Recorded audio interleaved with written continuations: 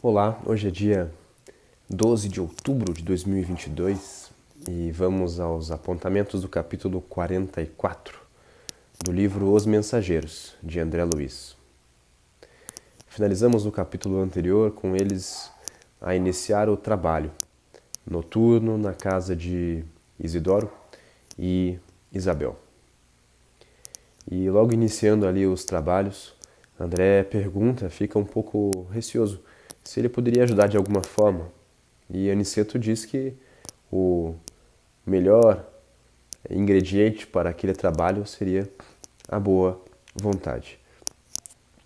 E assim, André, inspirado numa antiga amiga, Narcisa, que trabalhou com ele lá em nosso lar, ele se investiu de toda a boa vontade que possuía e foi auxiliar aqueles a quem ele podia.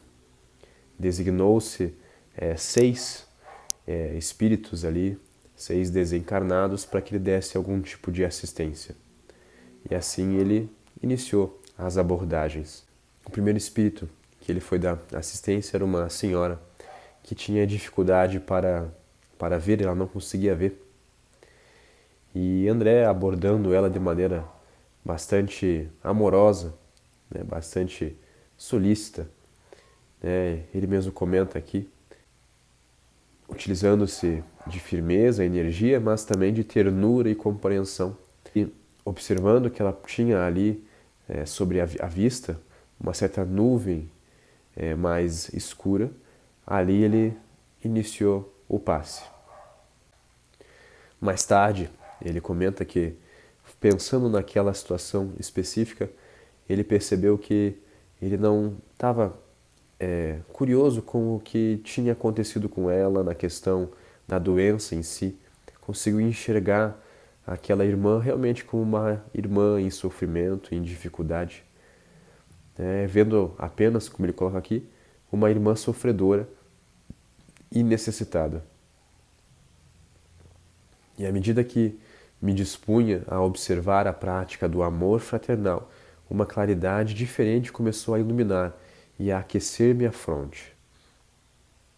Lembrando a influência divina de Jesus, iniciei o passe de alívio sobre os olhos da pobre mulher, reparando que a enorme placa de sombra lhe pesava na fronte.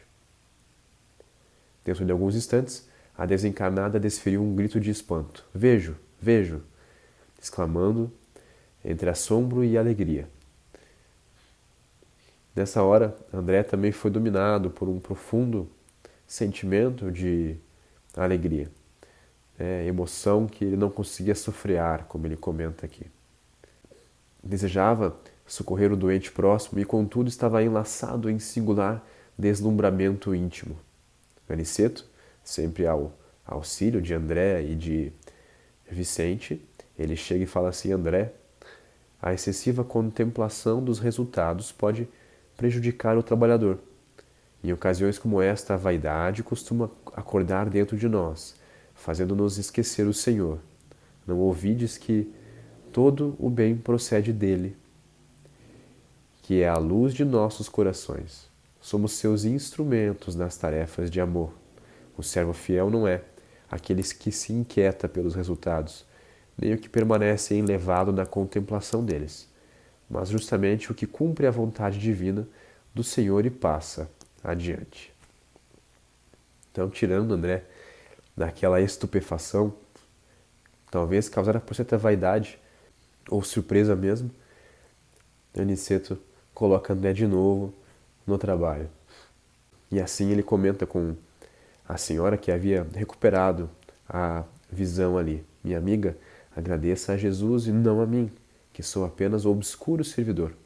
Quanto ao mais, não se impressione em demasia com a visão dos aspectos exteriores. Volte o poder visual para dentro de si mesma, para que possa consagrar ao Senhor da vida os sublimes dons da visão. E assim ele foi para o próximo, mesmo a senhora não entendendo ou ficando um pouco espantada com o comentário dele. E os próximos que ele foi atendendo tiveram alguns resultados, mas não tão adequados quanto essa primeira senhora, não tão renovadores, digamos assim.